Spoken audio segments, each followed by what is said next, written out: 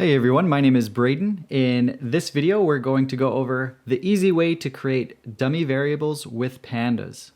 With dummy variables, we code categorical data into zeros and ones. This is sometimes referred to as one-hot encoding. In order to do this, we first want to import pandas as PD, and we're going to use Star Wars data from the website FiveThirtyEight. Here I'm just importing 3 columns to make our example a little bit easier and cleaner to look at.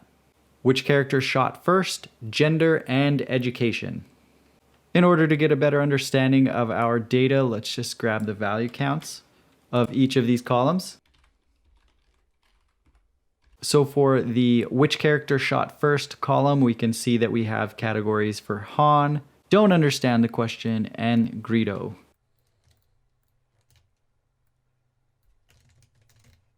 For gender, we have female and male. And for education, we have some college, bachelor's, graduate, high school, and less than high school.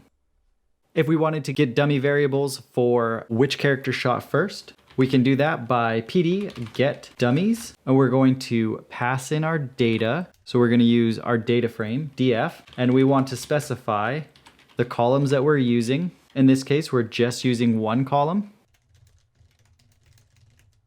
And we're going to specify the argument drop first is equal to true.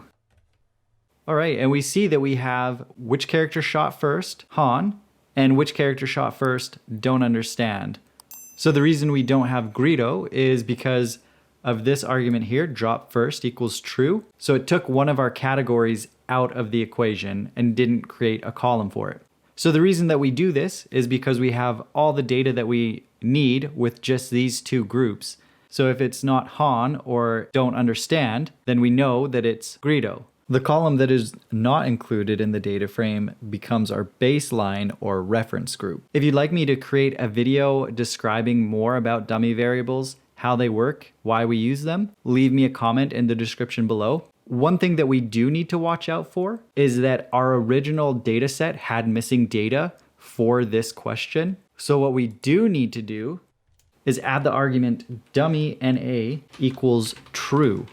So here we see that Han and don't understand were both coded as 0. So we would have assumed that it was Greedo, but actually this data was just missing. Of course, the best option is just to take care of any missing data that you have before creating dummy variables. You're probably thinking right now, wow, these variables are really ugly.